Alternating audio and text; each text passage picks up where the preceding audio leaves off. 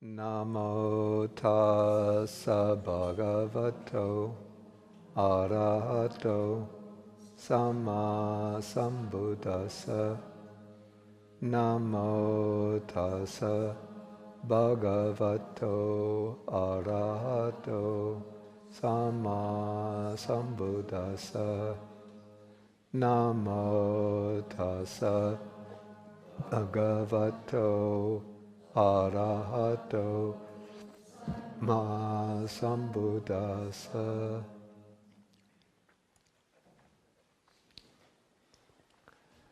Okay, so since we only have 2 more classes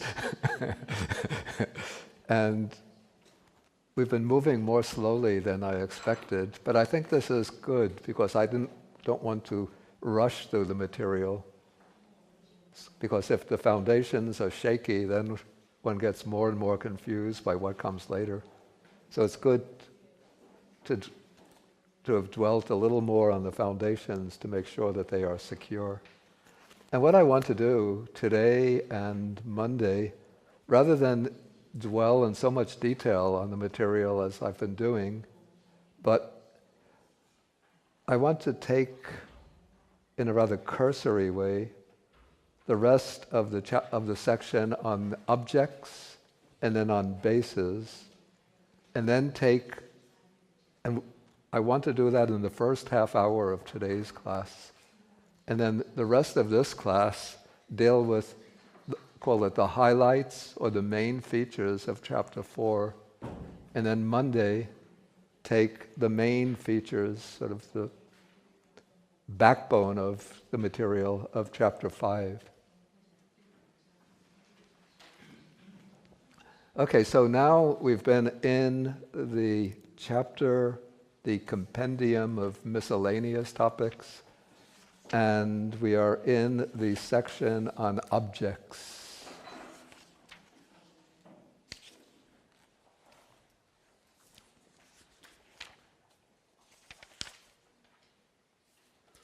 And so we saw last time that there are 6 kinds of objects.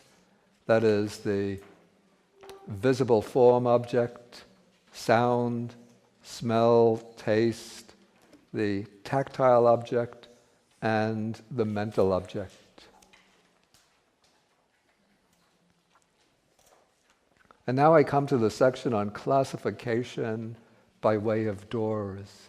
And there's some part of this is quite interesting, so that's why I don't want to skip over this too lightly. Okay, so we look at the text. Okay, I'm now in section 17, and in my edition, it's the top of page 137. So the text says, "For all types of I-door consciousness, visible form alone is the object." So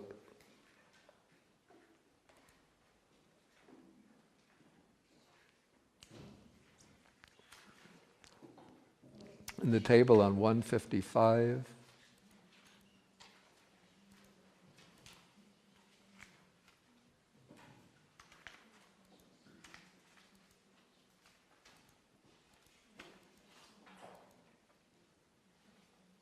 so if it's a visible form that appears to the mind, then all of these chittas in the series, not only the I consciousness, but all of these chittas from the I consciousness, actually from the 5-door adverting on, will take that visible form as their object.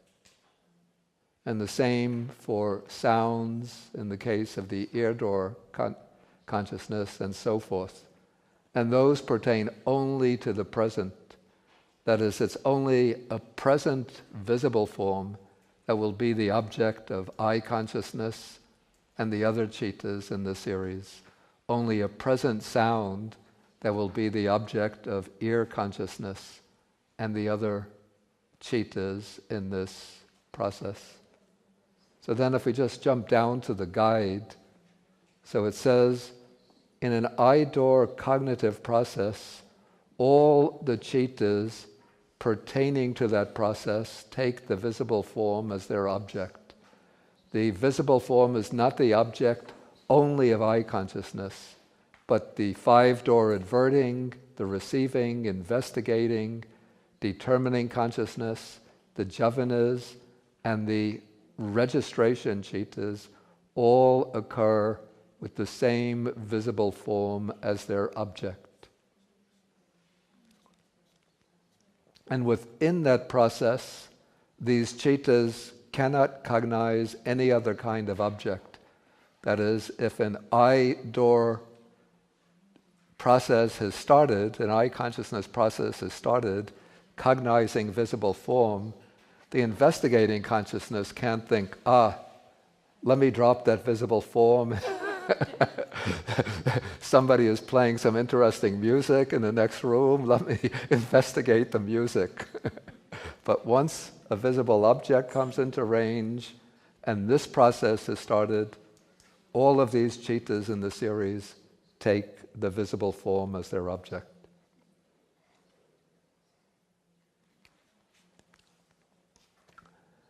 Okay, then coming up to the root text again. But the object of mind or consciousness is of 6 kinds, and that object may be present, past, future, or independent of time according to circumstances.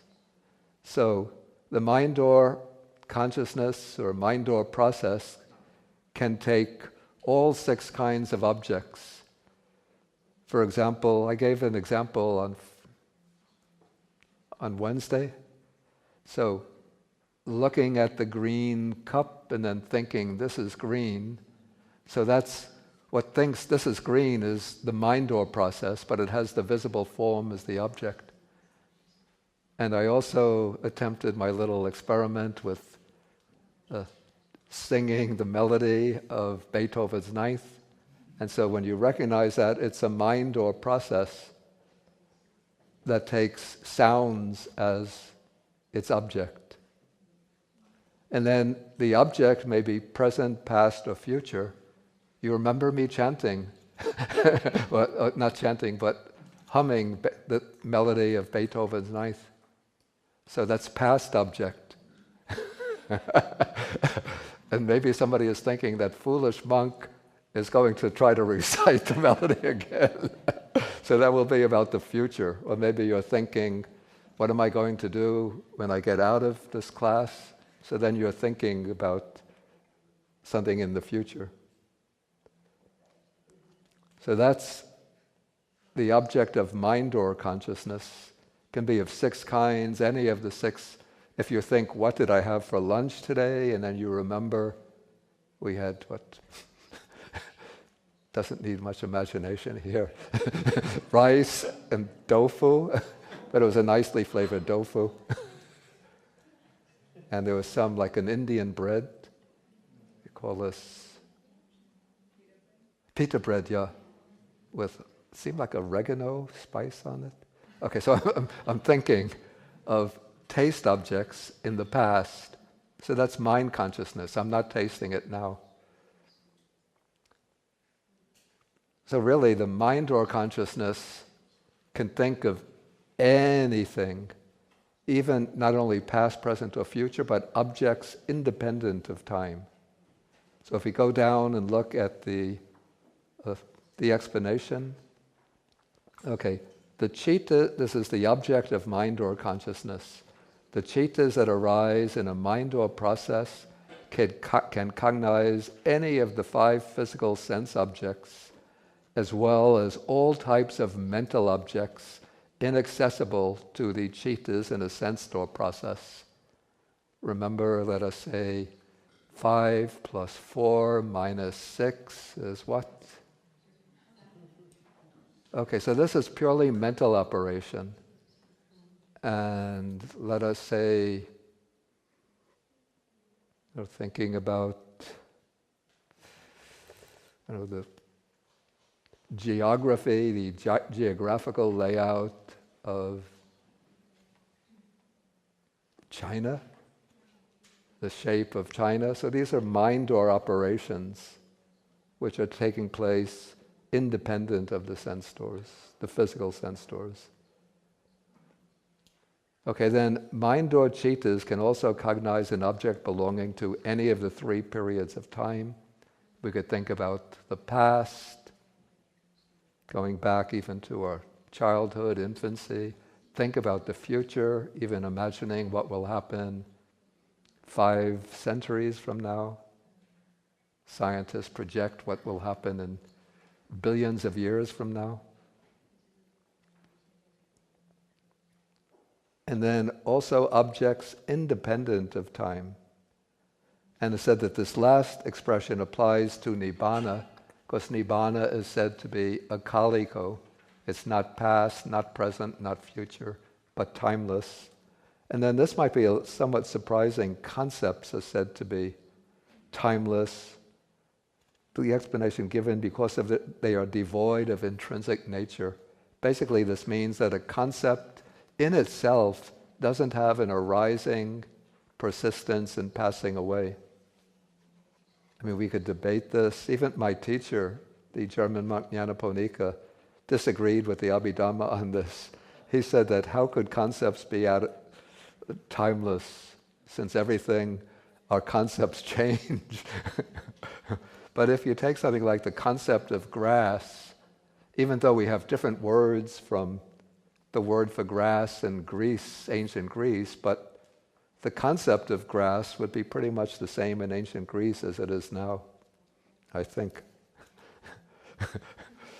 Maybe there are differences. I've heard like Eskimos have dozens of words for different kinds of snow. We have just one word. Anyway, let us not lose time on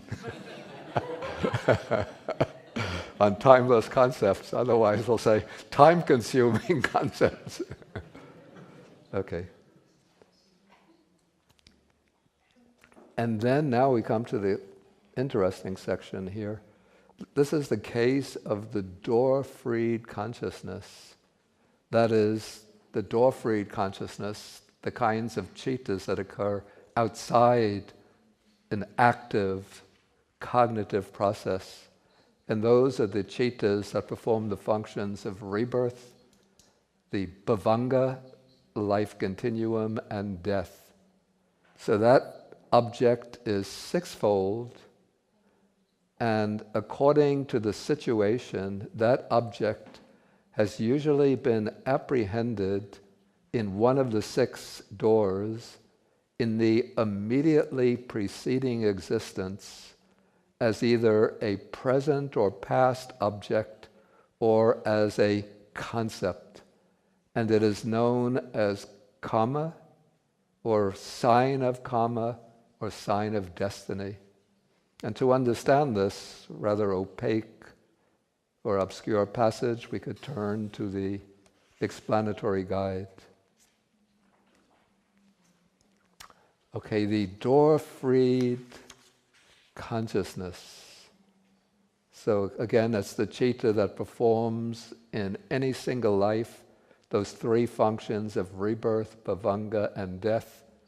And that citta can be of 19 types, as we already saw last time.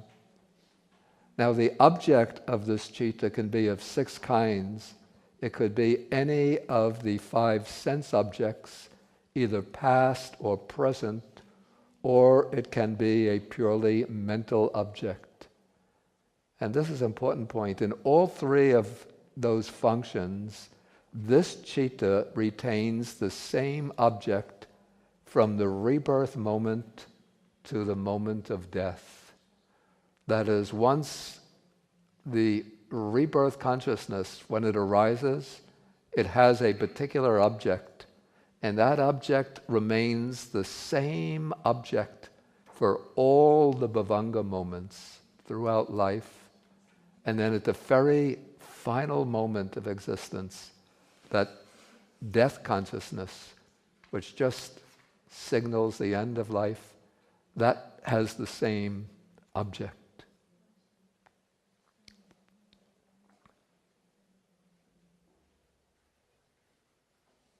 Okay, so how does that object come about?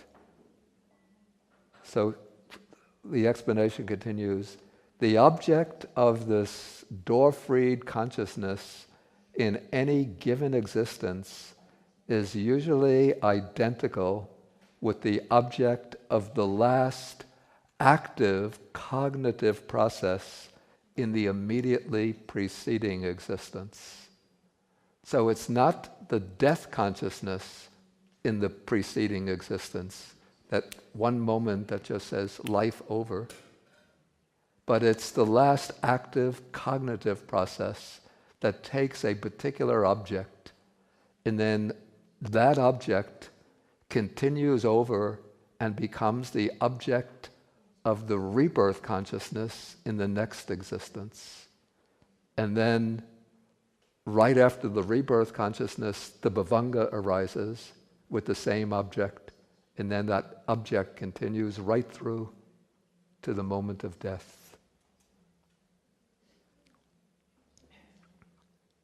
Okay, so when a person is on the verge of death, in the last phase of active consciousness, some object presents itself to the cognitive process, and that object is usually determined by a person's previous actions in that life and by present circumstances.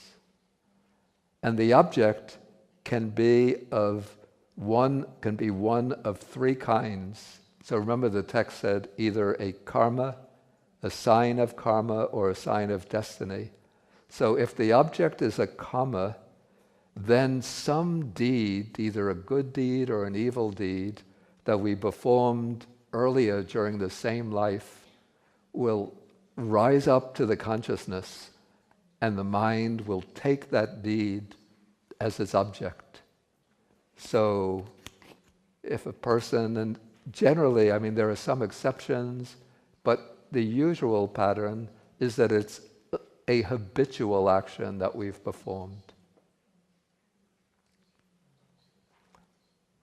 So suppose a person was, okay, for the bad case, a butcher whose job was working in a slaughterhouse, killing animals, or a hunter who enjoyed going hunting.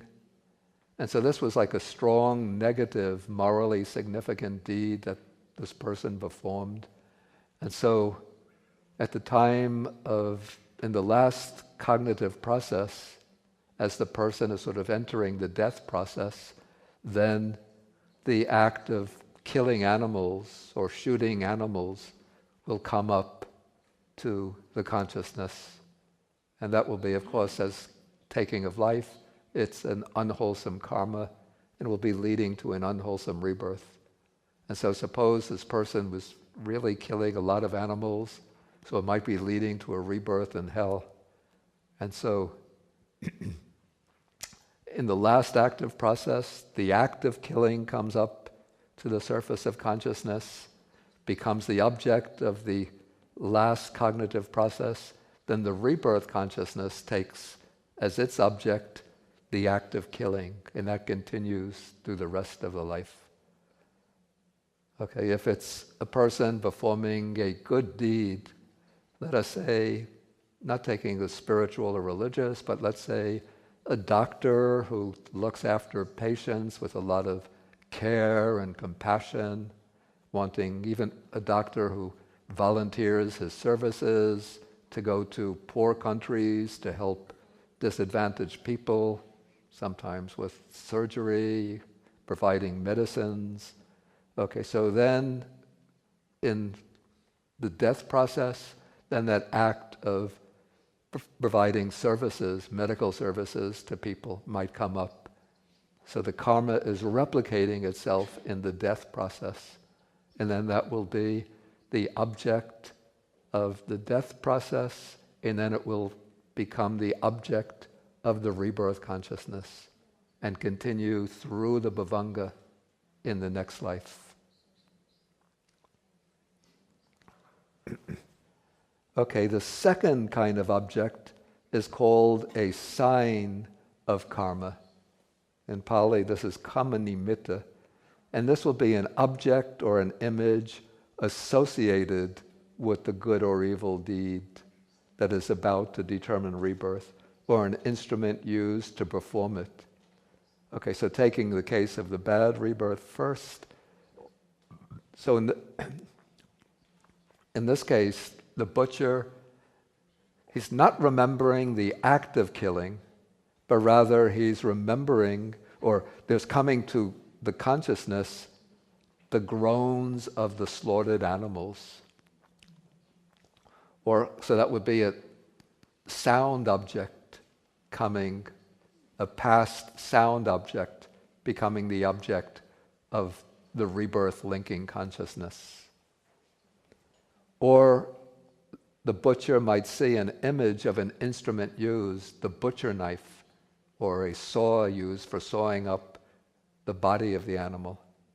And this way it's a visible object becomes the object of the death process and then of the rebirth consciousness. And in the case of a religiously devout person, so this person may see the image of a monk or a nun. I'm sorry, this was written in Sri Lanka in the late 1980s. Okay, a monk or a nun or a person who's devoted to practices to recollection of the Buddha might see a mental image of the Buddha, or they might see, say, the form of a Buddhist temple. So those will be some signs. Those will be some signs of karma that are coming up. Or if the person uses a mala, a rosary, they might see the rosary. So this is why, in Buddhist countries, it's common when a person is seriously ill and lying in the hospital, then his relatives, her relatives, they'll bring like an image of the Buddha, a Buddha statue or picture of the Buddha, and put it by the bedside. So the person, when they're lying there, they could just turn around and focus their mind on the Buddha image. Instead of the other patients will be sitting there watching the television, the soccer game, or what's the cricket game. But the religiously devout person will be focusing on the image of the Buddha. So that is the sign of karma, some object related to the action. And then the third kind of object is called gati nimitta, which means a sign of the destiny. And that is some symbol, or we can say a foresign, of the realm into which the dying person is about to be reborn. So if the person is heading for a lower rebirth, if they've done a lot of heavy, dark karma, then they might start seeing the flames of hell start to appear, and maybe demonic beings start appearing and saying, "Come, come, we're waiting for you, we're waiting for you."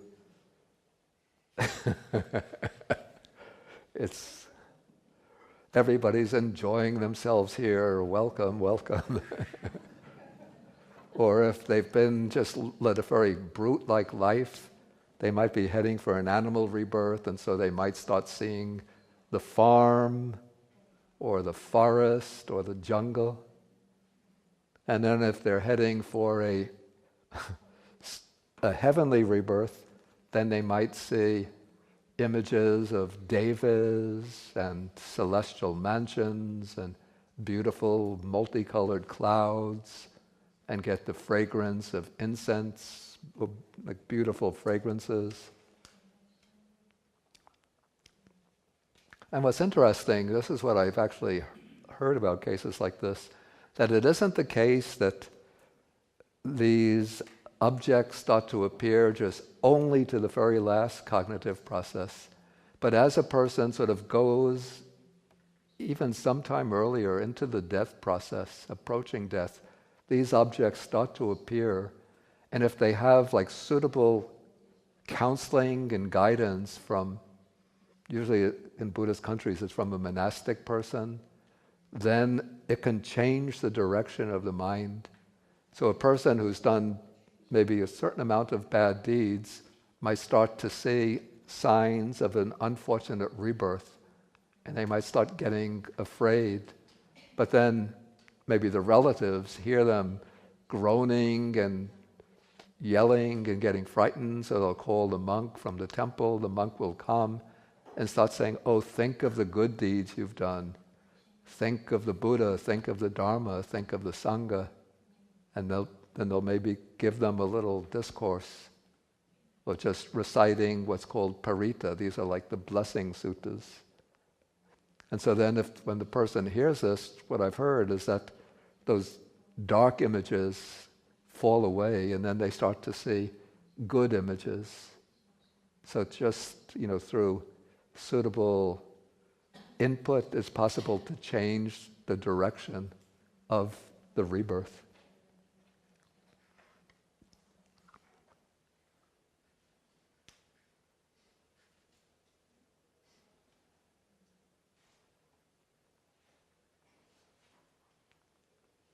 Okay, these are all, so far, we're dealing with the cases of the sense sphere, rebirth in the sense sphere realm.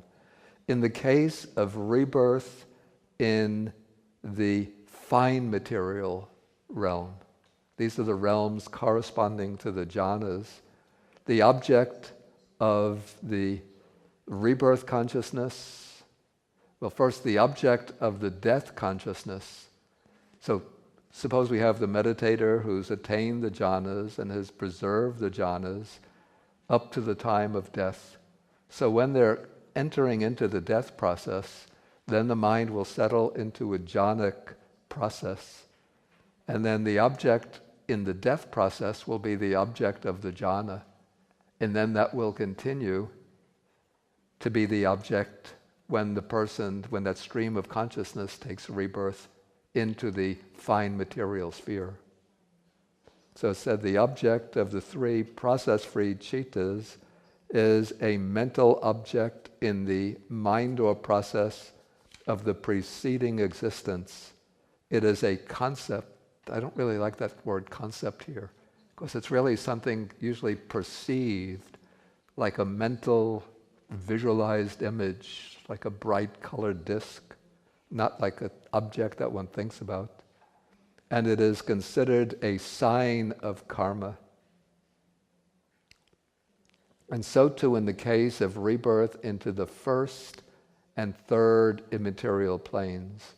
Because the first immaterial plane is the sphere of infinite space, and that has the sort of mental notion of infinite space as its object. And the third plane has the notion of what's called nothingness or unobstructedness as its object. And then it's said that the second and fourth immaterial planes, those chittas take as their object, the second and fourth immaterial attainments take as their object a citta. That gets a bit complicated. The second immaterial attainment takes the citta of the first immaterial attainment as its object. The fourth immaterial attainment takes the citta of the third immaterial attainment as its object. And so that is considered a sign of karma as well.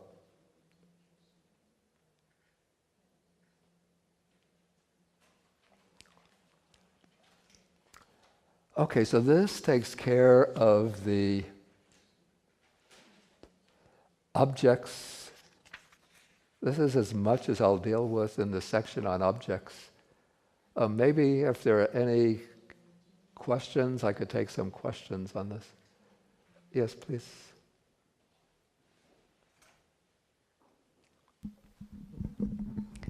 Thank you, Venerable. I think I might be missing something here, because what I think I'm hearing you say is that this particular object is with us in the bhavanga during our life, Yeah. and in the rebirth and in the death moment. And so it appears to me that there's a certain stability in the object. But then when you're talking about bringing a Buddha to look at it, it sounds as though you're talking about the possibility of changing the object. Am I... Oh, bringing a Buddha to look? Someone at the time of death bringing a Buddha Rupa in. Oh, I say Buddha Rupa, okay. Right, to look at. And Okay. So the sense I get is and I've heard practitioners say they practice for the moment of death. Yeah. In terms of that last moment. So my question is it stable or variable? Can you change it, or is it predetermined? Okay, I think I understand the point of the question. Yeah, those changes in the object, that is what is taking place in the period close to death, let us say in existence A. Existence A. So in this case, somebody might have fearful images starting to appear, indicating signs of an undesirable rebirth, and then they bring a Buddha Rupa, or they counsel a person to start thinking positive thoughts to change the object. Okay, so in that case, the object can change. But now once the death takes place, okay, so that's the last cognitive process. So let's say the person has, through that counseling, they take the Buddha image as the object of the last cognitive process. And now the rebirth linking consciousness and the bhavanga now will take that rebirth. The rebirth consciousness and the bhavanga will take that Buddha image as their object. And that object will remain the same for the bhavanga through the whole course of the life. It will never change in the course of the life. So our bhavangas all have the same object from the moment we took rebirth, according to this.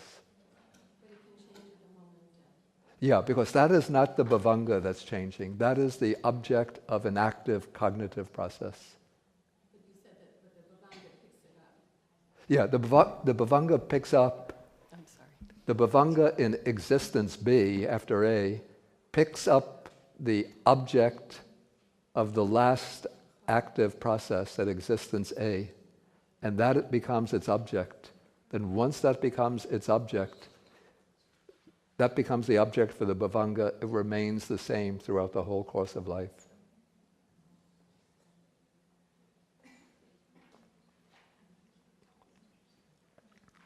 Oh, yes, please.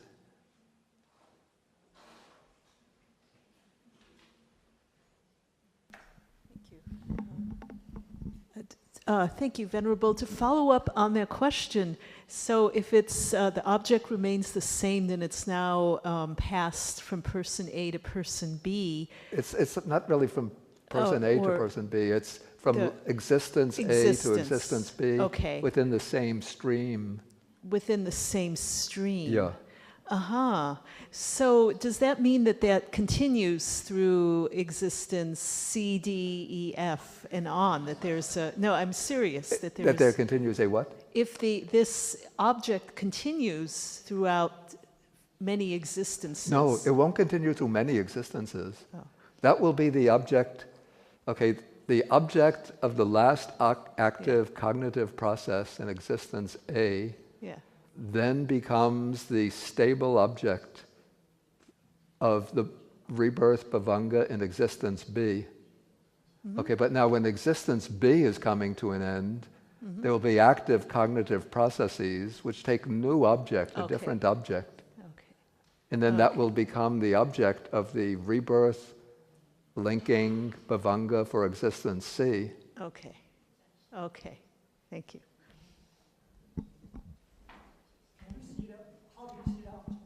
Excuse me? How do we see that object? No, we no don't. way. It's... Not through even in meditation. I think maybe, perhaps a Buddha could see the Abhidhamma of other beings. I don't know. But, just probably even with very deep meditation, it's still not possible to recover that object. Yeah.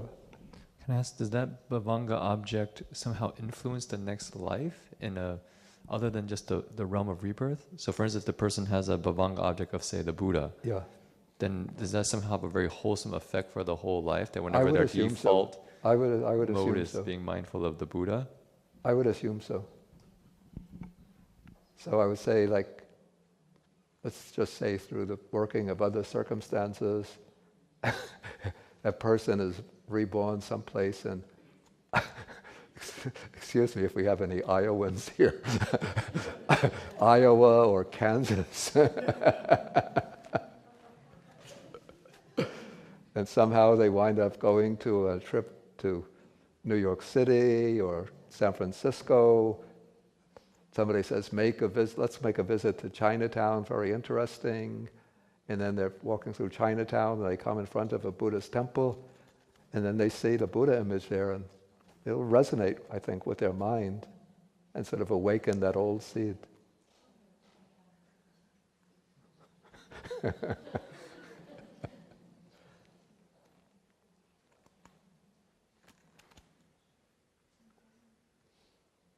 Anybody from Iowa?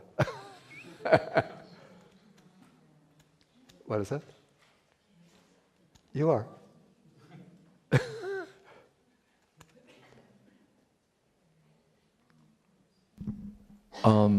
Venerable Bhikkhu Bodhi, I guess from a practical perspective, is that what cultivation is about in some ways, to kind of actively plant wholesome objects? Oh, definitely.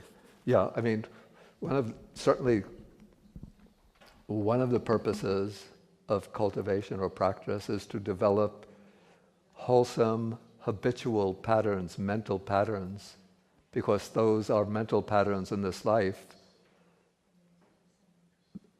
Our habitual patterns in this life are going to have a very, very strongly determining influence on what happens in the active cognitive processes as we're approaching death. And so we want to have strong, wholesome, what we call beautiful states of consciousness, so that when we come into death, then those states of consciousness will be reactivated and determine the rebirth. I mean, there are always the possibilities of sort of last-minute changes of heart which can bring about a good rebirth. But it's wise not to depend on that happening.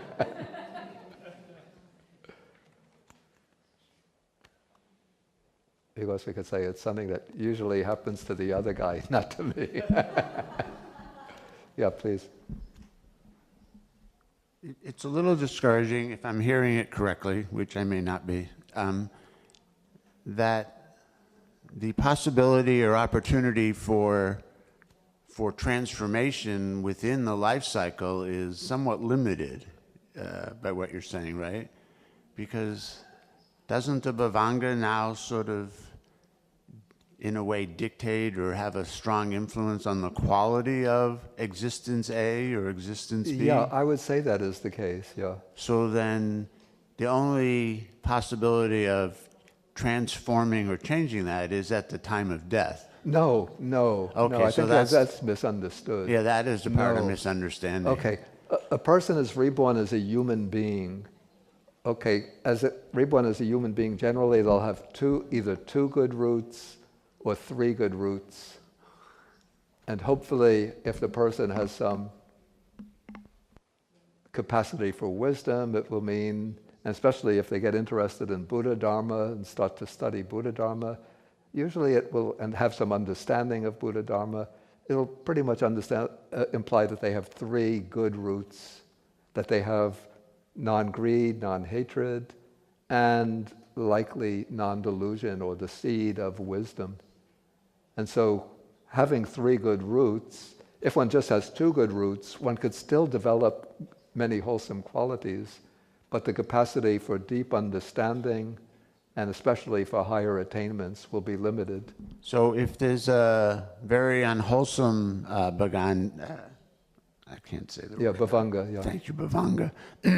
There still is a chance of attainment or of at least overcoming that to a certain extent, right? Isn't there a story, I'm never going to remember, but was he a mass murderer or there was some... Yeah, but Angulimala would have had, he became an arhat, so he would have had 3 good roots. They didn't seem like they were operating in this lifestyle. The good roots could be very deeply hidden and buried beneath a lot of sort of the influences that come from one's interactions with other people. Yeah. Thank you. Yes, ma'am. I just wondering, how do we define death? How do we Death? How is that defined? define death? Yeah. It would be defined as the cessation of the last consciousness in the stream of consciousness in a given life. Actually, the formal definition, I think, in the Buddhist text is the cutting off of the life faculty. So it sort of presupposes that there's something called the jivitindriya, a life faculty, and when that is sort of cut off, it means death. So that means that it's after like the brain death? That's the kind of definition? I think that issue is not sort of explicitly raised in the Buddhist text, but I would say probably that brain death would not count as actual physical death in the Buddhist framework.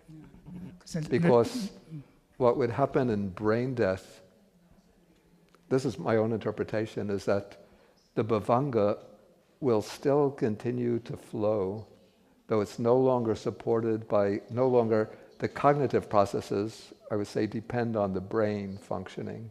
So there won't be any more active cognitive processes. But as long as the physical organism is intact, the heart is beating, the flow of the bhavanga will be continuing. The reason why I asked that question is that, as you probably know, that in Pure Land practice, we keep reciting Buddha's name 8 hours after the person is dead. I see. Because we believe that the person, the consciousness is still there. Okay, now I understand the point of this. What I would say is that the person has actually died, they're physically dead, even the heart has stopped beating, but the consciousness does not completely depart from the area around the scene of death. So the consciousness is there somewhat as almost like a witness. And I've seen this in accounts of people who have memories of their previous life and their previous death. And these are accounts of, not of people who are advanced meditators, but they just spontaneously get these memories. And they remember being in the dying body, then they remember that their mind and sort of a subtle body detaches from the physical body, and they see maybe the doctor come, take the pulse, and then tell the relatives, shake his head, and say something to the relatives. Then they see the relatives start bursting out in tears. And sometimes they are trying to make contact and saying, I'm still here, I'm still here. And in one account I read, the relatives just paid no attention at all, but there was a dog, the pet dog in the room was looking up at the ceiling and barking.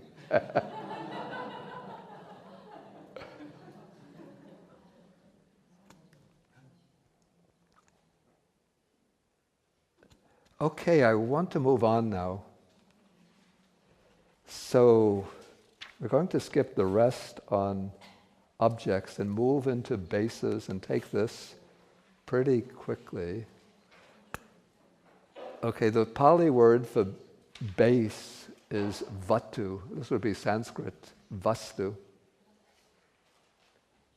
Okay, so there are, now I'm on page 144 in this edition. It's section number 20.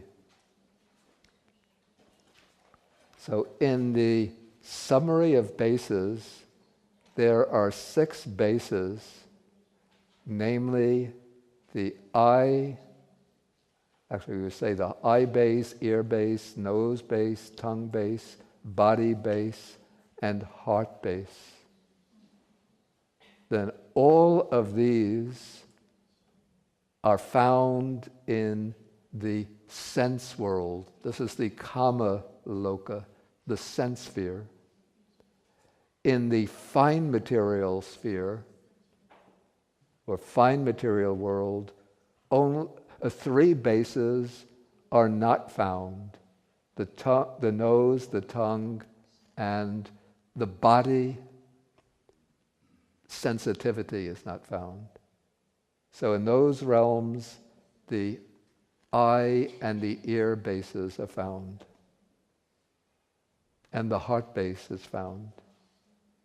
And then in the formless realm, or the immaterial world, no base exists, because all of the bases are physical. Okay, now we can look at the explanatory guide. Okay, in the planes of existence where materiality is found, the chittas and chaitasikas arise in dependence on a condition called a base, vatu. A base is a physical support for the occurrence of the chittas. And now here's an important distinction. Okay, the first 5 bases coincide, they're identical with the first 5 doors. Or let us say they refer to the same, the first 5 bases refer to the same thing as the first 5 doors. And that is the sensitive matter in the 5 sense organs. But a base is not the same as a door, because a base plays a different role in relation to consciousness.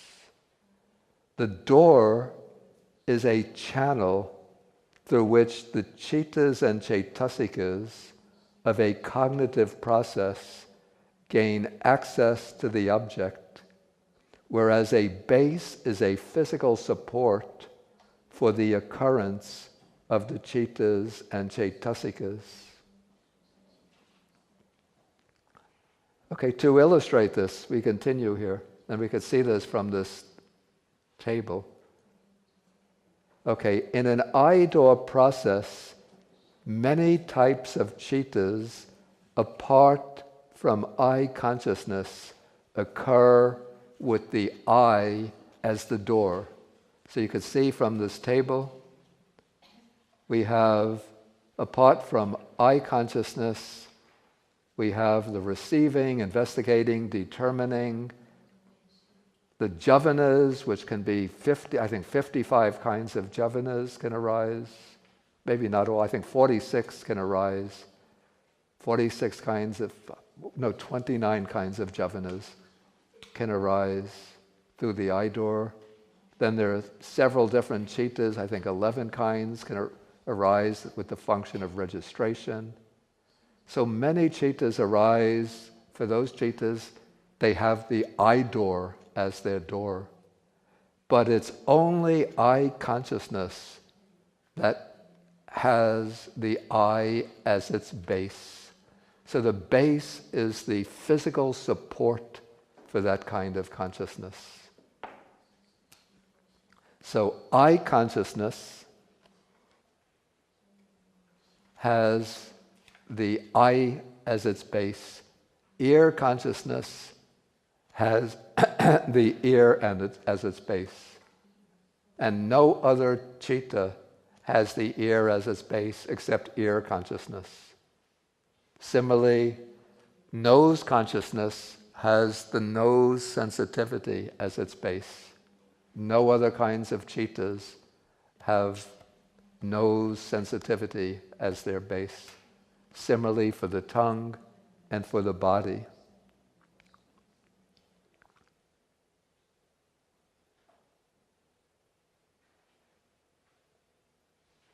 Okay, then the sixth base is what is called the heart base. Okay, according to the Pali commentaries, this heart serves as the base or physical support for all cittas other than the two sets of fivefold sense consciousness. So,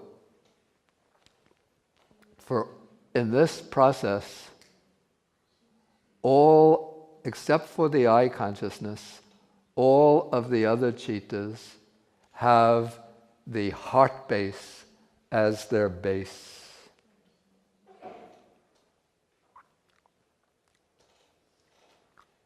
Okay, in the canonical Abhidhamma, the heart base is not mentioned, but the last book of the Abhidhamma Pitaka, which is called the Patana, says simply that there is a certain kind of matter, of rupa, in dependence on which the mind element and mind consciousness element occur.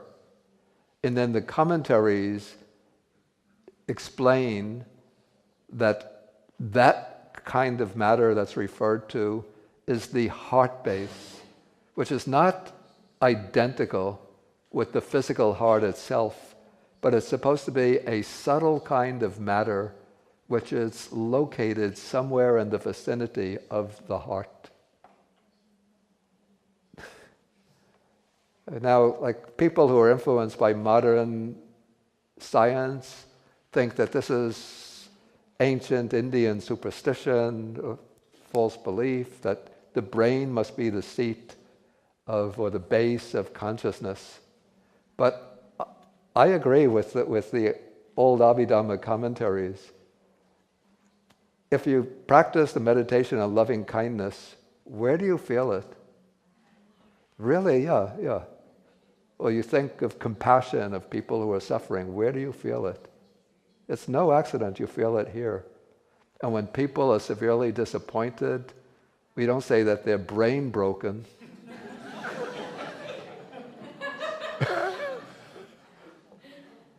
I'm heartbroken. And when something really delightful happens, one says, my heart flipped. You don't say my brain flipped.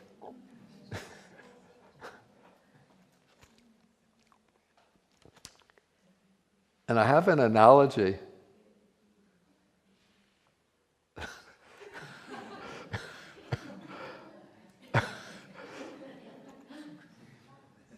Sometimes Facebook is a little, more than a little annoying. Yeah, I have an analogy to illustrate this. Maybe it's better if the computer would not plug into the outlet. No, just for the analogy. Okay, we have the computer say it's operating on battery power. Okay, what performs all of the operations? If I type something, if I do a Google search and so on, it's the CPU, the central processing unit. But does the power of the computer come from the central processing unit? Where does the power come from? The battery. And if the computer is not plugged in, if I disable, maybe it's a little risky with risking electrical shock. If I disable the central processing unit, does the power of the computer go off? The power is still on. But if it's not plugged in and I take out the battery, what happens? Computer stops, right? So we could say that the central processing unit is like the brain. So the brain does all of the work of cognition, the active cognition, but the brain, where does it get sort of the electric power of consciousness? Comes up from the heart base. That's just my analogy. If you are going to Stanford University or Berkeley or any other university and taking neuroscience, or training to become a brain surgeon, whatever, don't tell you. Don't use that analogy with your professor and say it came from the authority from a very learned Buddhist monk. Okay.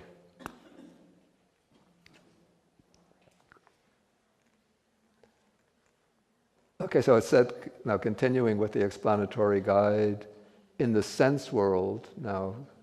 So in the sensuous plane of existence, all 6 bases are found, except in the case of those who are born blind or deaf.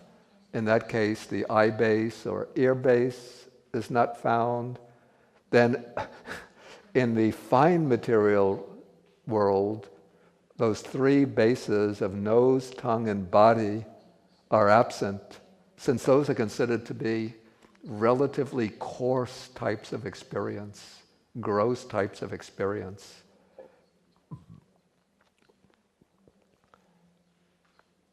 And so in those planes, the eye base, ear base are found, and the heart base is found to support the other types of consciousness for those beings.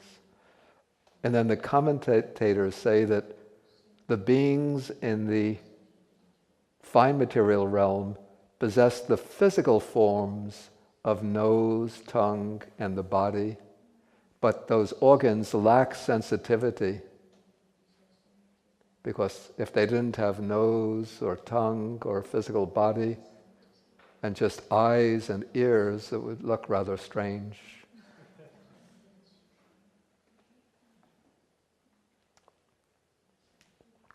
Okay, as to what kinds of consciousness occur on these bases, okay, the 5 kinds of sense consciousness, and those are 2 pairs, unwholesome resultant, wholesome resultant, occur entirely dependent on the 5 sensitive parts of those sense organs as their bases. But the mind element, which is the 5-door adverting, and the 2 kinds of receiving consciousness, occur in dependence on the heart, and all the other types of consciousness, which is called mind consciousness element, all those occur in dependence on the heart.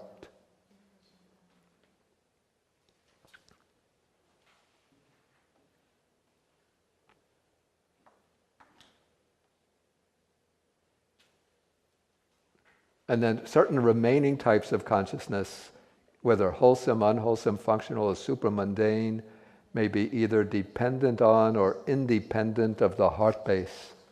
That depends on whether they occur in the realms in which matter exists, then they occur dependent on the heart base. But those states of consciousness can also occur in the immaterial realms, the formless realms, in which case they don't depend on the heart base.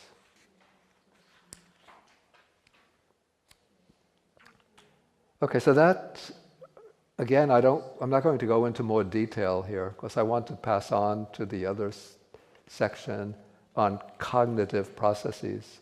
If there's any just quick questions that I could take quickly, please ask. Otherwise, we move on. Okay, so now we can move into chapter 4. This is called the Compendium of the Cognitive Process.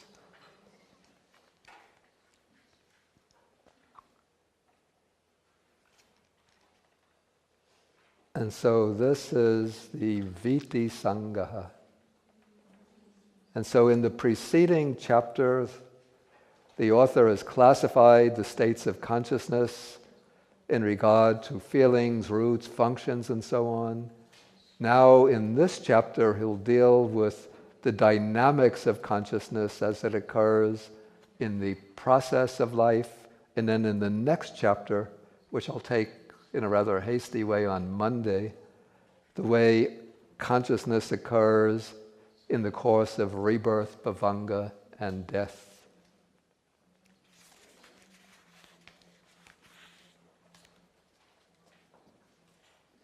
And now I'm going to jump over the 6 sixes and come to the section called the 5-door process. I have this on page 153. Is it still on 153? And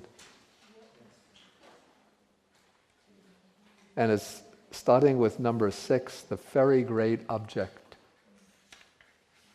Okay, and that is illustrated by, the very great object is illustrated by this diagram that I've been referring to all along. But now we're going to see in more detail what is entailed by this diagram.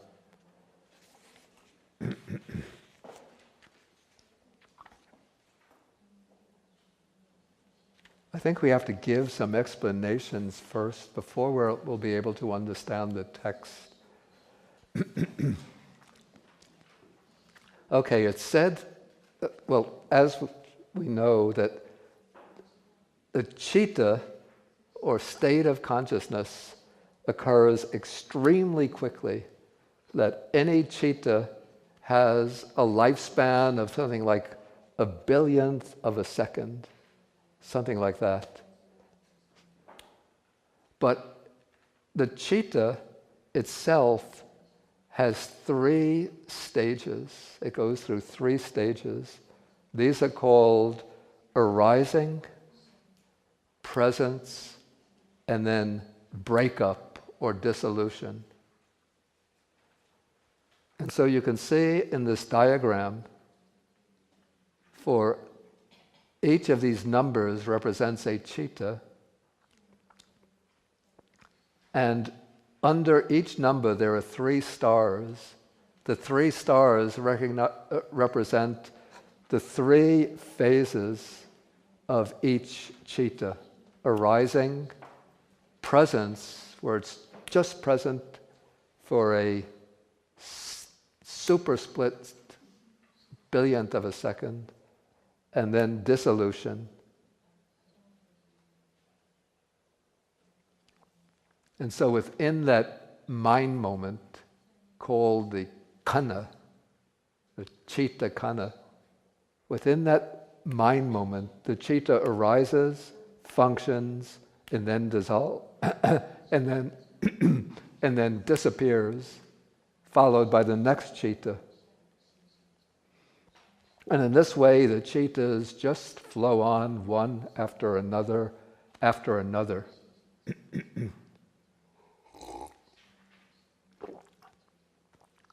Now, in a process occurring through the physical sense doors, the citta will take as its object some material phenomena, and it will arise based on a physical basis.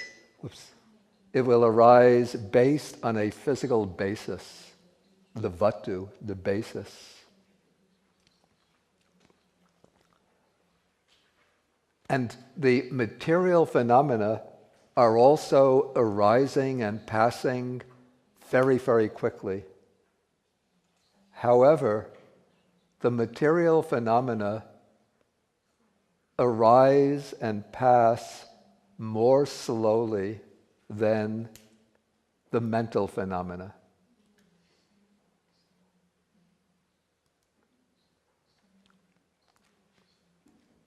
And so it's said that in the time that it takes for one material dharma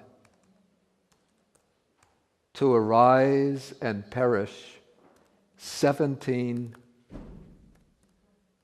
cittas arise and perish.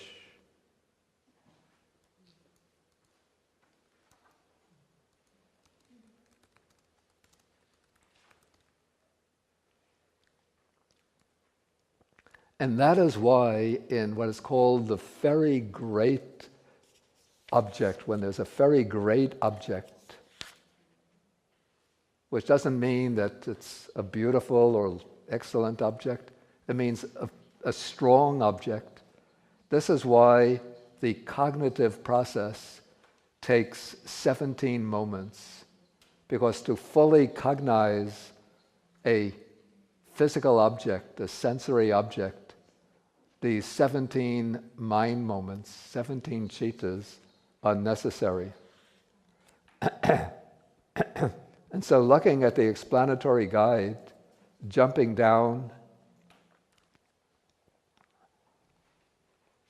on the paragraph that begins, material phenomena as well pass through the same 3 stages of arising, presence, and dissolution, but for them the time required for these 3 stages to elapse is equal to the time it takes for 17 citas to arise and perish.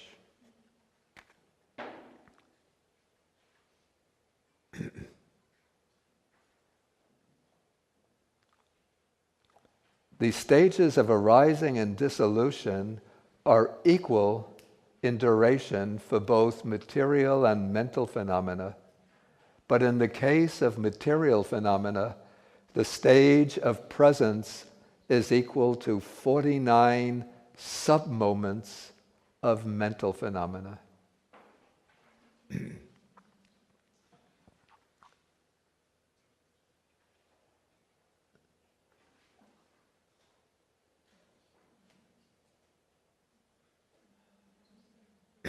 Okay, now a sense object, it said, at the moment of its arising, is still weak. So when the sense object arises, that moment of arising, it's weak. But then when it reaches the moment of presence, it becomes strong. And then it can enter the avenue of sense. So when it reaches the stage of presence.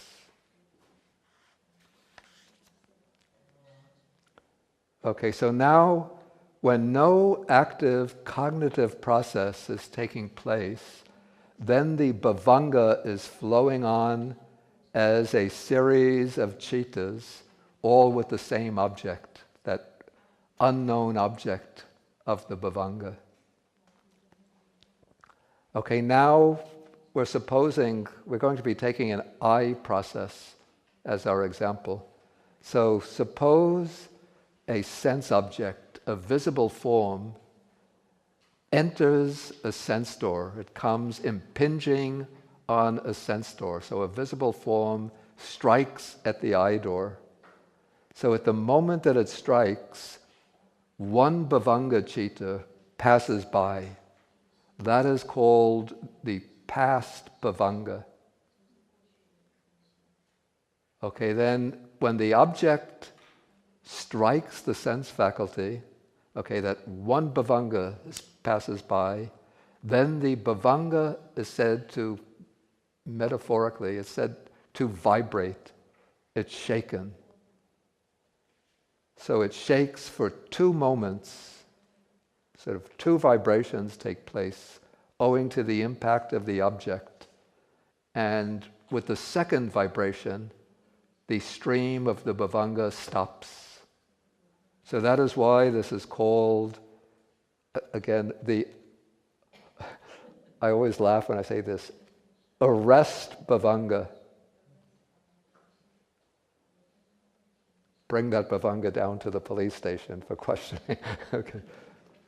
So it's the cut off bhavanga, the stream is cut off. Okay, and then when the bhavanga is cut off, then there arises the 5-door adverting consciousness. And that really marks the beginning of the actual active process of cognition. And now, since this is a prominent object, or very prominent object, so after the I consciousness, there occurs the receiving consciousness, which takes in the form, the investigating consciousness, which exercises a very primitive, very simple function of investigation, the determining consciousness, which in a very simple way determines the object, and then come 7 jhavanas responding to the object, sort of reacting to it in some way. Then come 2 moments of registration, and then the drop into the stream of the bhavanga. And so we can look at the actual text now. Okay, so this is, I have it on the top of page 154.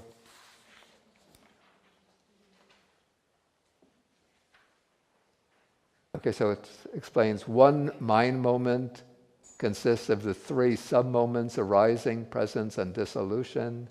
The duration of material phenomena consists of 17 such mind moments. Okay, these 5 sense objects enter the avenue of the 5 sense doors at the stage of presence when 1 or several mind moments have passed. Therefore, if a visible form is object, having passes 1 mind moment, and then it enters the avenue of the I, then the life continuum vibrates for 2 mind moments, and it's arrested, it stops. Okay, then the 5-door adverting consciousness arises and ceases, adverting to that same visible form as object. Immediately after, there arise and cease the I consciousness seeing the form, the receiving consciousness receiving it, the investigating consciousness investigates it, the determining consciousness determines it. Following this, any of the 29 sense sphere jhavanas that has gained the right conditions runs its course, usually for 7 mind moments. Then after the jhavanas, the 2 registration resultants occur, and then comes the drop back into the bhavanga. Okay, so in this case, this is called the cognitive process when the object is very great or very prominent.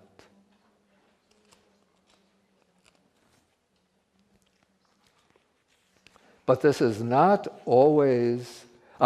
before we come to the next, there's a good simile to illustrate the succession of stages. We have this on page 158. I have it on page 158.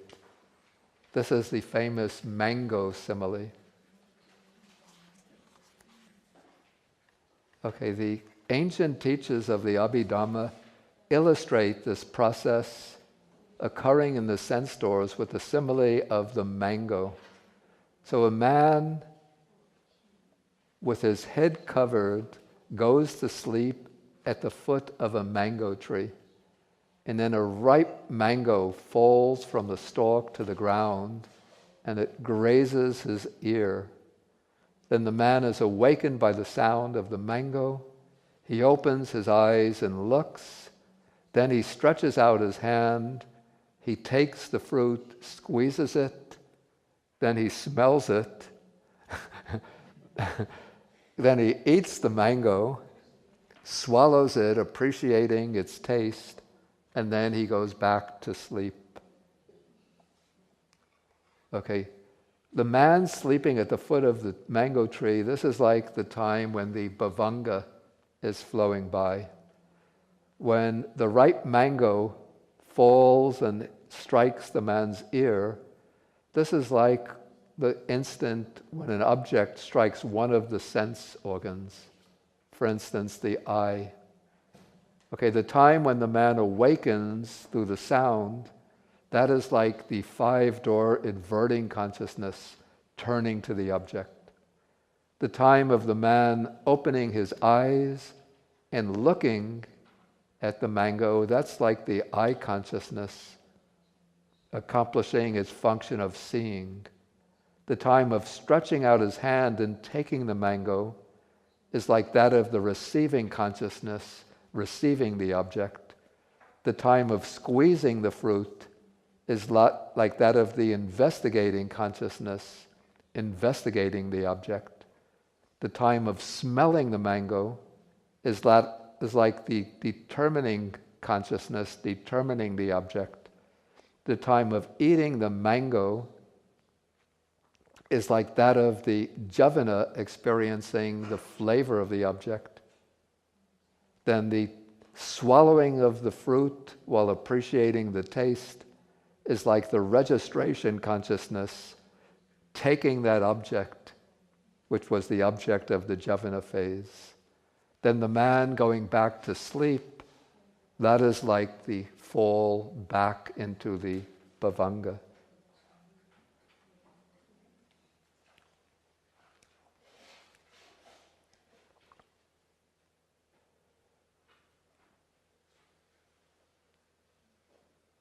Okay, so this is the cognitive process in the case with the very great or very prominent object.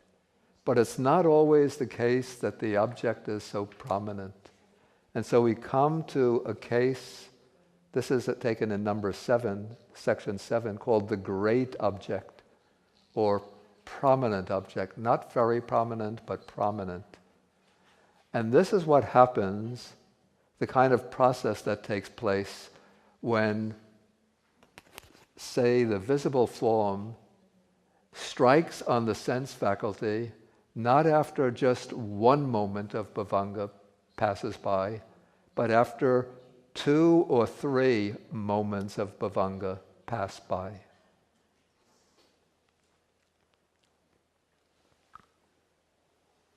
Okay, so it's said, first I'll read the text and give the explanation. Okay, the object is called great when it enters the avenue of sense after having passed a few moments, and the commentaries say after 2 or 3 moments. So this is the material form. Remember, it lasts some 49 moments. And so after 2 or 3 moments go by, then it enters the avenue of sense. And so because it enters late, it's relatively late, it's unable to survive until the registration chittas arise. In that case, at the end of the javanas comes the fall into the life continuum, and there's no arising of the registration consciousness. Okay, so the explanation says, in this kind of cognitive process, after the object has arisen, 2 or 3 past bhavangas go by before the impact of the object causes the bhavanga to vibrate. Now, since the object, that's the material object, and the sense door, or sense base, can only endure for 17 mind moments, the process doesn't leave room for the registration chittas to arise. The registration cannot occur even when there are 2 past bhavangas, since the registration occurs either for 2 mind moments or not at all. Okay, when 2 past bhavanga chittas go by, then there's room for 15 more chittas to arise during the lifespan of the object. And to see this, we have another table.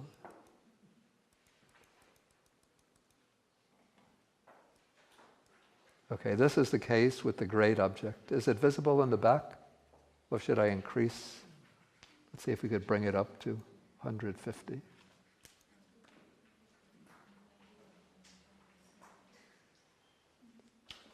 Can you see back there?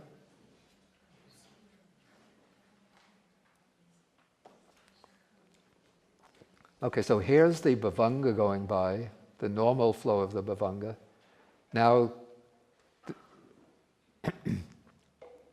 two more bhavangas go by while the object comes into range. And so there's the vibration of the bhavanga, then the arrest bhavanga, then comes, the key is down here, the five-door adverting, I consciousness, receiving, investigating, determining.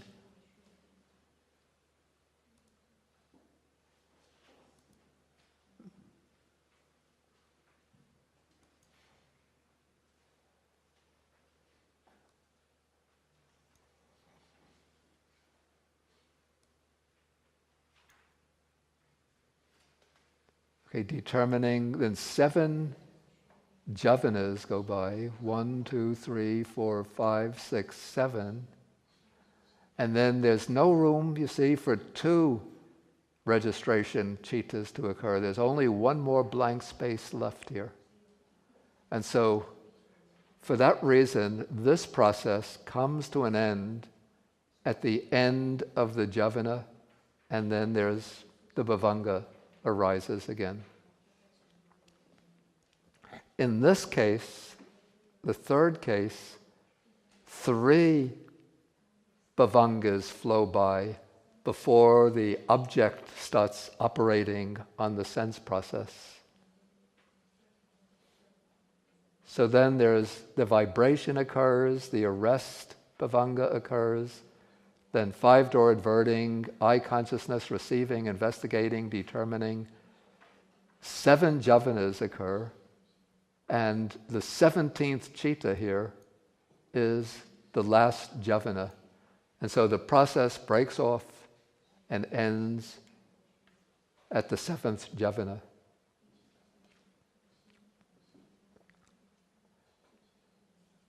So in that case, that's when the object is called the great object. Okay, then we have a number of variants for the next group, which is called the slight object. In the case, okay, so with the great object, the cognitive process ends at the jhavana phase without any occurrence of registration. Okay, in the case when there's a slight object coming into range, so the cognitive process will be activated, but so many bhavangas have flowed by when the object comes into range that there's not even room for jhavanas to arise.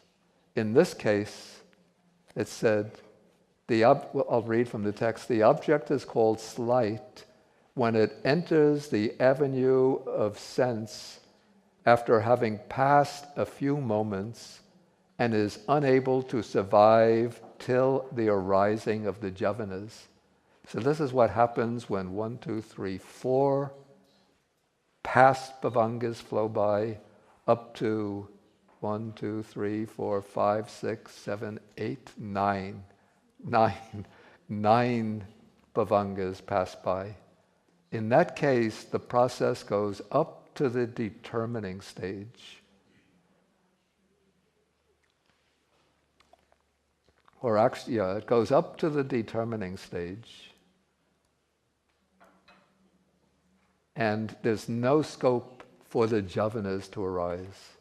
So this would be really extremely subliminal type of a process. You know, maybe I remember, I don't know if they do this anymore, but years ago, I used to hear about how companies selling, for example, soft goods, like the Coca-Cola company, in the movie theaters, would put into the movie, they would pay the movie company to put into the movie a couple of frames saying, drink Coca-Cola, and maybe that frame would have a picture of like a happy, smiling couple with bottles of Coke in their hand, and then underneath the big words, Coca-Cola, drink Coke, things go better with Coke. And then you're sitting watching the movie, and the police are running after the bad guys. And then suddenly you think, wow, I'm thirsty for a Coke.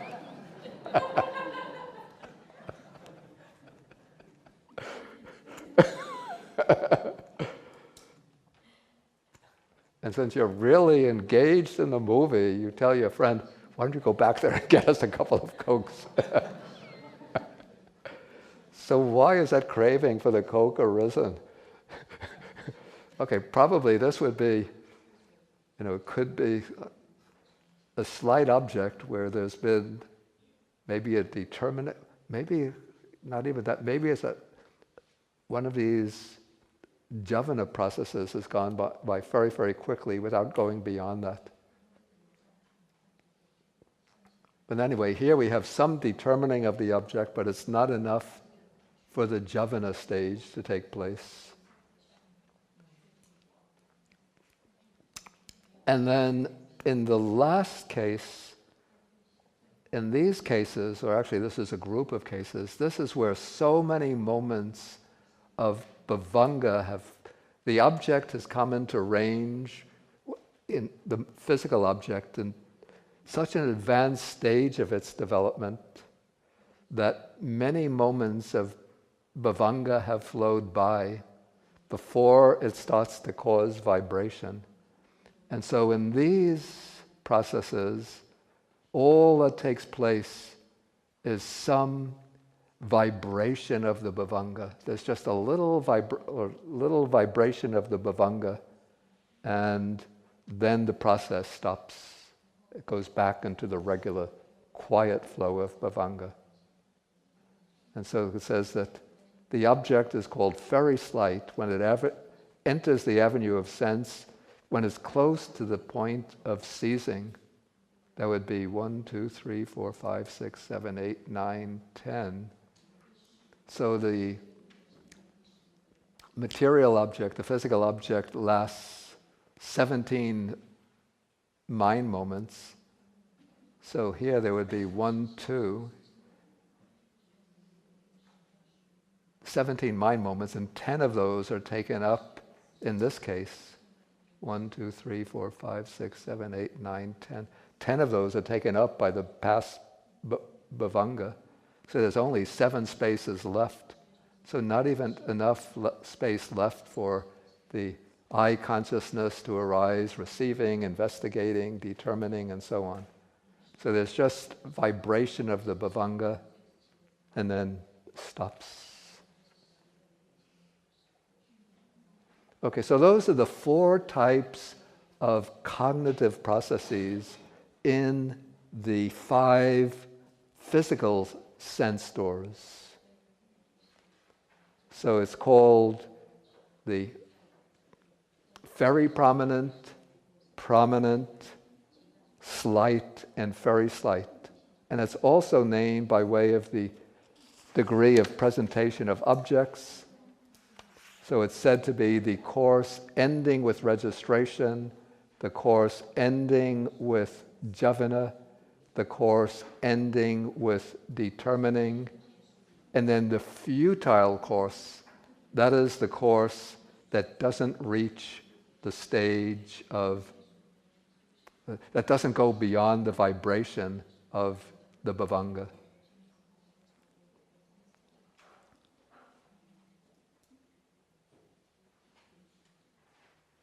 Okay, so this is the process in the physical sense doors.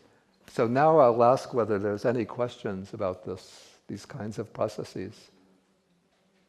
And do, at your leisure, look over this table. It's very helpful for seeing the details. Any questions? Yes, Chris, that's you. Thank you, Venerable.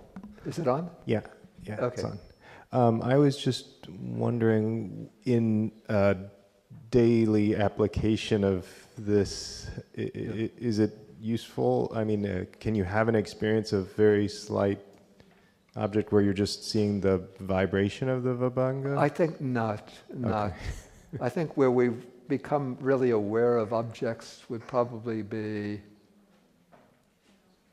maybe only in the stage when there's registration. Though maybe, probably I would say the stage when there's jhavanas without registration might be affecting us. Maybe if one is extremely mindful, one could pick up those processes. But I think it would have to be the mindfulness which has been honed through deep samadhi and then coming back out of samadhi and observing with very, very keen attention.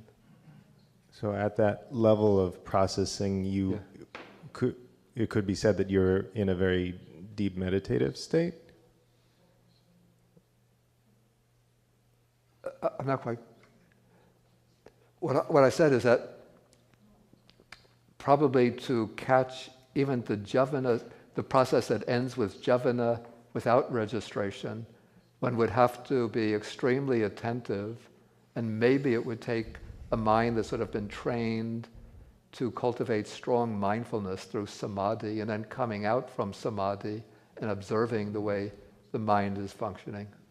But in, say, our ordinary day-to-day interactions with the world, I don't think we could catch the stage ending in jhavana without registration. That would be true of just the one where it's just the vibration? Oh yeah, that I don't think we could catch it all. Yeah. All right, thank you.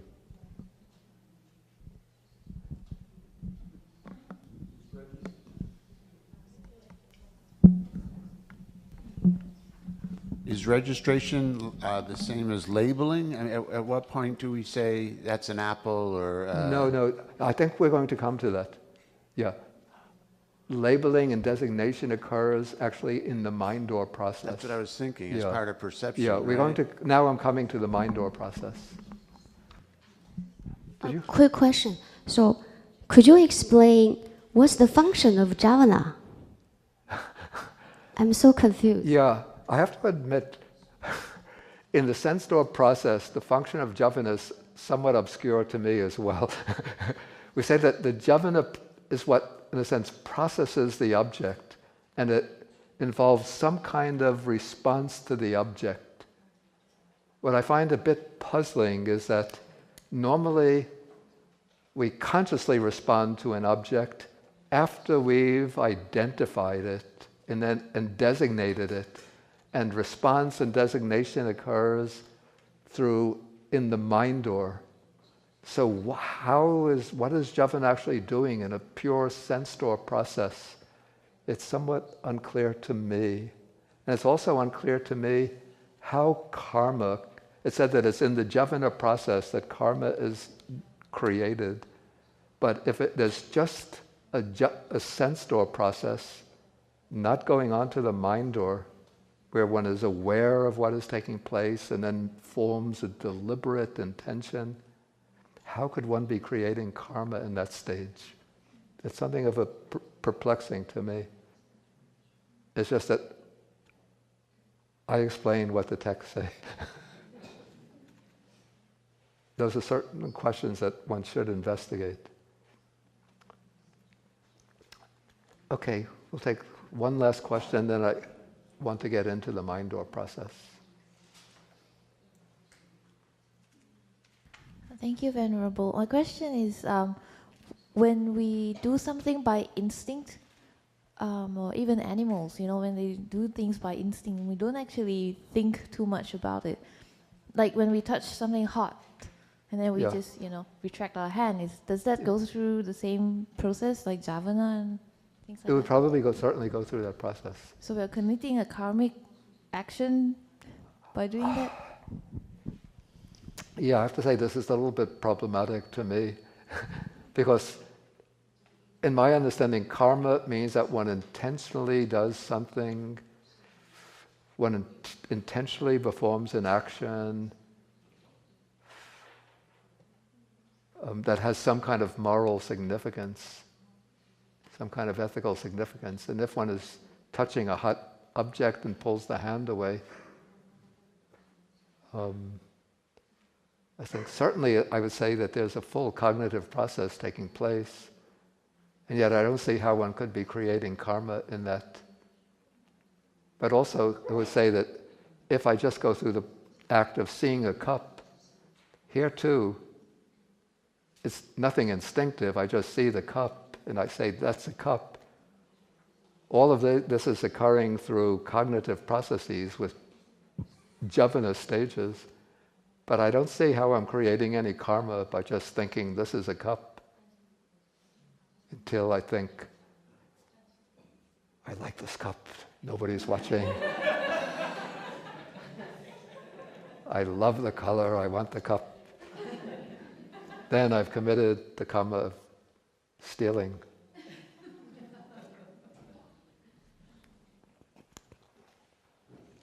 Okay, let us go into the mind-door process. Now here, the mind-door process does not depend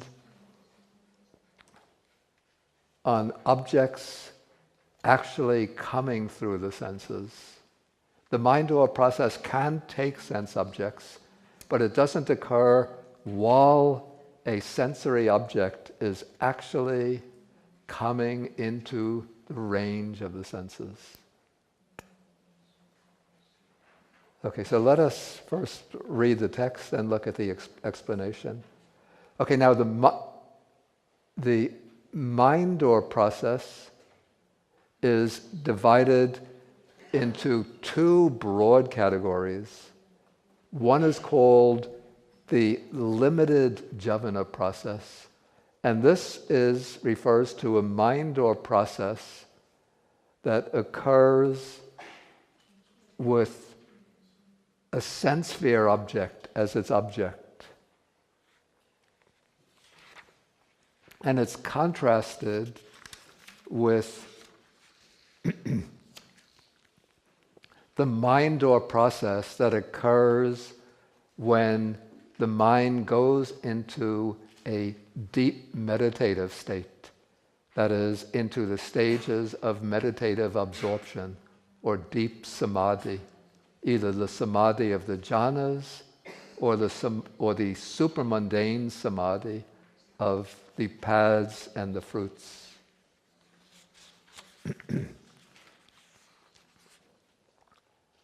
Okay, now the jhavana process that occurs, or the cognitive process that occurs with regard to sense sphere objects is called the limited jhavana process. And so that is what is being described here first. And then this is distinguished, the limited jhavana process is again distinguished into two types. That with a clear object and that with an obscure object. Okay, so first it takes the case when a clear object arrives. So when a clear object enters the avenue of the mind door, then the vibration of the life continuum, the mind door adverting, the jhavanas, and at the end of jhavanas, the registrations all take place. Following this, there is the drop into the bhavanga. See, we have a diagram for this. So here is the clear object. So here we have the bhavanga flowing by, and now there's no sensory object outside which is interacting with the mind on these occasions. But it's some mental object, purely mental object, comes up. So here there is a vibration, then there is the adverting to the object, then there is the mind door, there's the vibration of the mind, the vibration of the bhavanga, then the arrest of the bhavanga. Then comes the mind door adverting, and then 7 moments of the javana, and then 2 moments of registration, and then the drop into the bhavanga.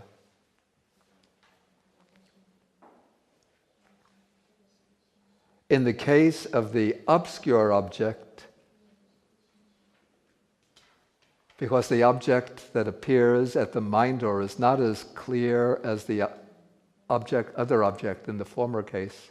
So in this case, there's the vibration and arrest, mind door adverting, then 7 javanas, and then without registration, there's the drop into the bhavanga.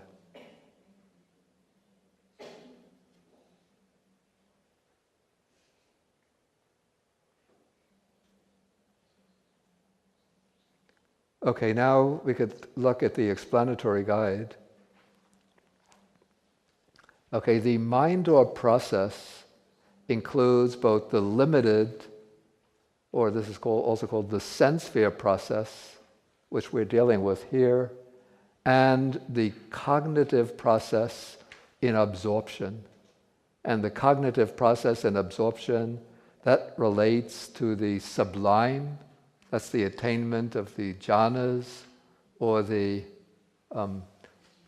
formless meditations, and it includes the supramundane, the world-transcending attainments. Okay, then the limited or sense sphere mind door process is itself twofold. That which follows a 5-door process, and that which is independent of the 5-door process. Okay, now we take first the mind door process following a 5-door process. And I think I got the simile from the commentary. So just as when a gong is struck by a baton, the gong sends forth a continuous stream of reverberation. So you hit the gong, and then you get the bong, and then you get a continuing bong, like that. So when one of the 5 sense doors has been impinged upon by a sense object, first there occurs the 5-door process. And then after that 5-door process ceases, I think this would be a 5-door process with registration that would have to occur. So after that 5-door process has ceases, then that past sense object comes into range at the mind door, and it sets off many sequences of mind door processes. And so because these cognitive processes occur as the sequel to the 5-door process, they are known as consequent processes. And they are counted as 5-fold by way of the 5 sense doors which they follow, either the eye, ear, nose, tongue, or body. Okay, then there's a Burmese Abhidhamma master from the late 19th century, early 20th century, named Ledi Soyador, who explains the kinds of processes that occur following the sense door process. And he says that it is in these consequent processes that distinct recognition of the object occurs. So such recognition does not occur in the bare sense door process itself. And then I'm not sure where he gets these terms from, but these are the terms he uses. So he says an eye door process, for example, is followed first by what is called a conformational mind door process, which reproduces in the mind door the object just perceived in the sense door process. Then comes a process grasping the object as a whole, then a process recognizing the color of the object, then a process grasping the entity. I guess that has the function of identifying what is the entity that has that color, or that this process grasps the entity of which the color is a quality. Then comes a process recognizing the entity. Then comes a process grasping the name. Then a process recognizing the name. And then probably there are many other processes that would follow. And so in this guide, I say that, so the series of processes exercises a synthesizing function. So they fuse the perception of distinct shots of the object into the perception of a unity. And then comes the recognition of the color, then the recognition of the entity, and then the recognition of the name. Okay, so this is a process occurring through a sense door. So we could take, for example, other examples, maybe, again, listening to the notes of a melody. So there would be the ear consciousness hearing each note, and then it would be the mind door process that synthesizes these notes into a melody and then recognizes what is the melody and then gives a name to the melody. And then, if one takes up a spoon of ice cream, there comes the taste, and then there would come, that would be the sense door process through the tongue. Then there would come the mind door process, which it goes through various stages, and then it can recognize, that's the taste of chocolate ice cream, vanilla ice cream, and so on. Okay, then there's the independent mind door process. This occurs when any of the 6 objects enters the range of cognition entirely on its own, not as a consequence of an immediately preceding sense door process. Okay, the question may be raised, how a sense object can enter the range of the mind door independently of a proximate or immediate sensory impingement. And so Lady Soyador mentions various sources through what was directly perceived earlier. So an example,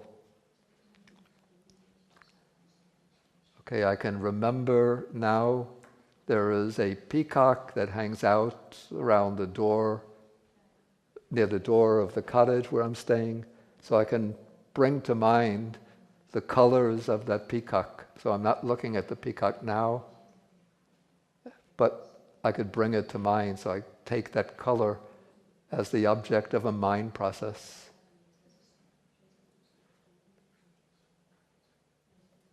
Okay, or by inference from what was learned by oral report. So, anyway, there are various conditions for the arising of mind or process based on a sense object when there's not immediate sensory perception.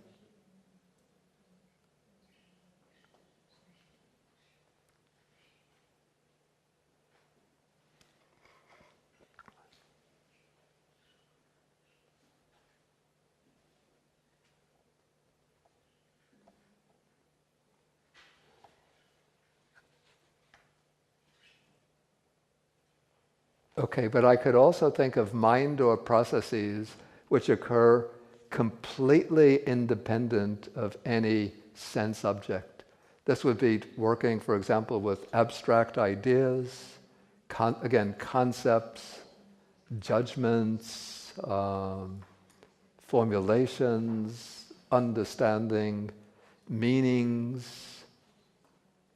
So all of this is independent. Of course, if I'm in conversation, I get meanings maybe from somebody's voice, from sound objects, but the meanings themselves are things fabricated by the mind.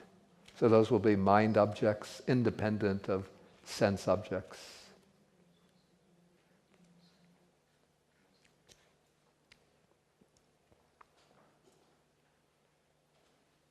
Okay, in the case of an obscure object, okay, the two moments of registration do not occur.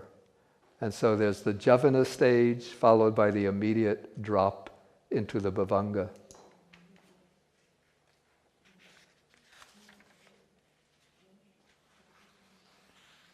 Okay, so this is the limited jhavana process. That's the jhavana process in the mind door that occurs with regard to sense sphere objects. Now the mind door process that occurs with the attainment of absorption is somewhat different. So let's read the text and then we can take the explanations. Here I'm on page 167, section 14. So in the occurrence of jhavanas and absorption, there is no distinction between clear and obscure objects, because if your object is not clear, you're not going to attain absorption. So to attain a jhana or to attain the path and fruit, the object has to be very clear. And also there's no arising of registration consciousness in this process. Though there is a reviewing process by which one reviews the attainment. Okay, so in the case of absorption, in the process of absorption, okay, first, any one of the 8 sense sphere jhavanas accompanied by knowledge arises and ceases 4 times or 3 times. The 8 sense sphere jhavanas accompanied by knowledge would be the 4 wholesome chittas, the 4 wholesome sense sphere chittas accompanied by knowledge, and the 4, for the arahat, the 4 functional chittas accompanied by knowledge. Because to attain the jhanas, the chittas have to be accompanied by knowledge. If it's chittas without knowledge, they won't lead up to the jhanas. Okay, so these 4 chittas,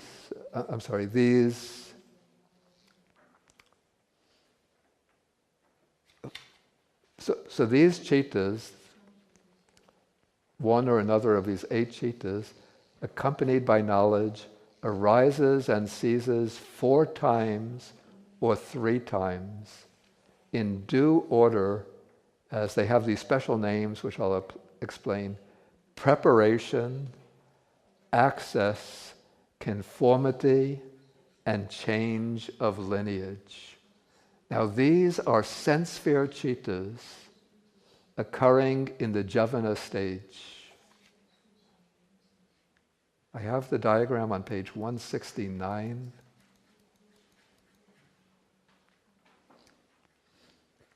This is the initial attainment of jhana. So we have the bhavanga goes by, vibration or rest, mind door adverting. So those are just the necessary parts of the process. Then comes preparation, access, conformity, change of lineage, and then, in this case, 1 jhana chitta, then the bhavanga. Okay, let us go back to reading. So we have preparation, access, conformity, and change of lineage. Remember, those 4 are sense sphere chittas, either the wholesome chittas or the functional cittas accompanied by knowledge, immediately after they have ceased, in the fourth or fifth moment, any one of the jhavanas pertaining to the sublime, or we're taking the jhana, so let's take any one of the jhana cittas enters upon the process of absorption. So let's say the meditator is attaining the first jhana for the first time. So one jhana citta of the first jhana occurs, just that one mind moment. Then comes the bhavanga. Okay, that's for the average meditator who goes through, has this moment of preparation. But if there's a keen meditator, then there's no moment of preparation.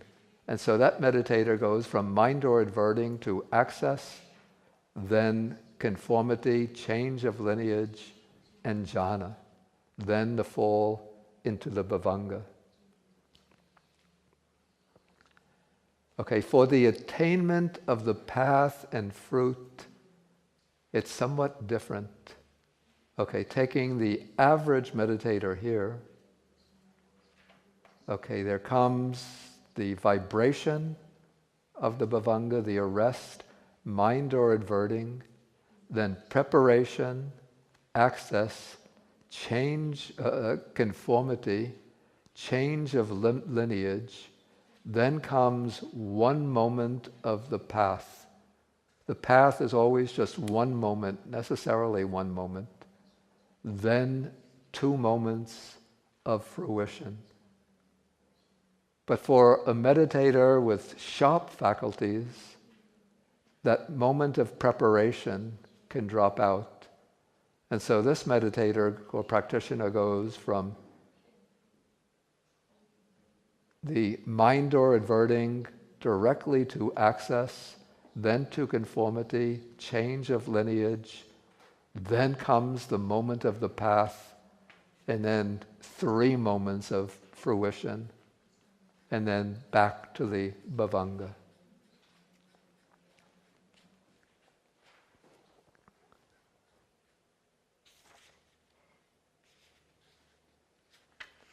Maybe it's 5:30, and so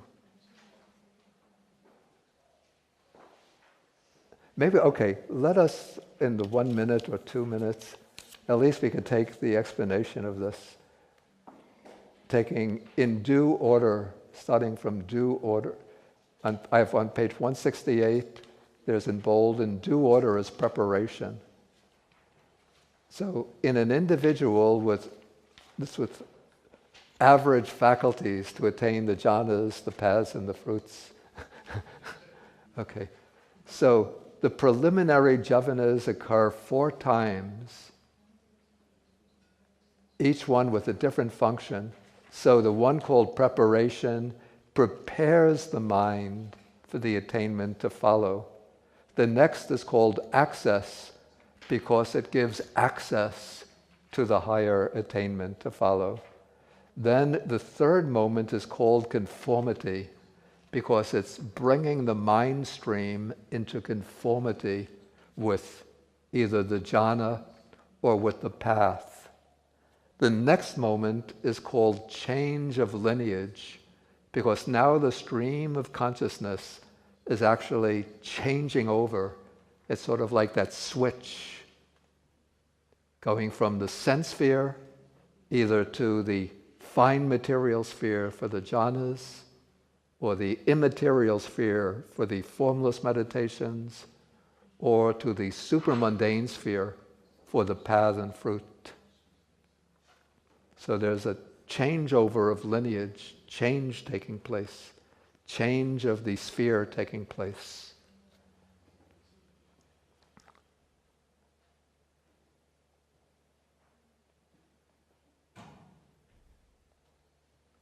Okay, and then immediately after they cease, immediately after the change of lineage citta, as the 4th jhavana for one with keen faculties, So with Javana we have 1, 2, 3, 4 here.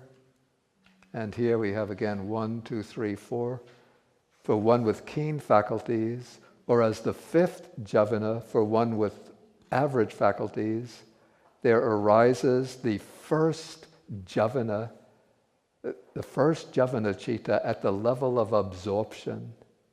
This citta may be one of the 5 fine material sphere cittas, either wholesome or functional.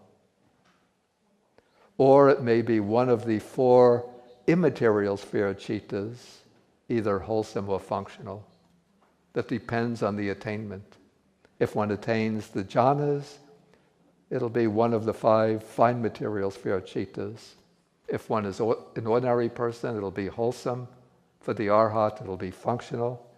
If one is attaining one of the 4 formless attainments, it'll be one of the 4 immaterial sphere cittas, wholesome for an ordinary person, functional for an arhat. If one is making that breakthrough to the supermundane, it'll be one of the 4 paths or fruits. And this is an extremely important point, that in all of the other cognitive processes, all of the jhavanas occur at the same plane, the same sphere. But in the jhavana process of absorption, within the jhavana process, a change of plane takes place. It starts off in the sense sphere plane with these 4 preliminary cittas, but then when the attainment takes place, there's that switch over either to the fine material plane, immaterial plane, or the supramundane sphere.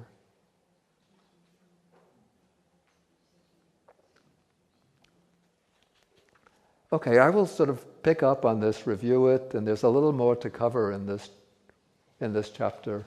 So we'll take that on Monday. And then on Monday, then we'll come into the chapter on resultant consciousness.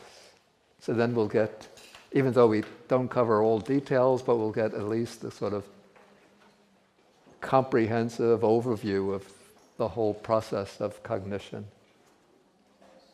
Okay, so that should do it for today. And if you have questions about this, because I didn't really finish this, what I wanted to cover, so you could write them down and then bring them up on Monday when I ask for questions.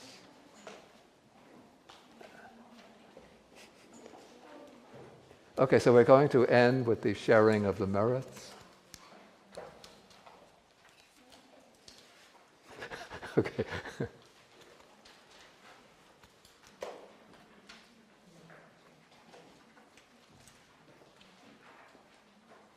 So everybody has that sheet. Akasata chabumata deva naga mahitika punyantang anumoditva chirang rakantu sasanam. Akasata chabumata deva naga mahitika punyantang anumoditva chirang rakantu desanam. Akasata chabumata deva naga mahitika punyantang anumoditva chirang rakantu mang parang. Etavata cha amhehi sampadang punya sampadang sabbe deva anumodantu sabba sampati siddhya. Etavata cha amhehi sampadang punya sampadang sabbe bhuta anumodantu sabba sampati siddhya. Etavata cha amhehi sampadang punya sampadang sabbe anumodantu sabba sampati siddhya bhavagupadaya avichihetato etantare satakai upapana arupya rupicha asanya sanyino dukkha pamuchantu pusantu nibbutting.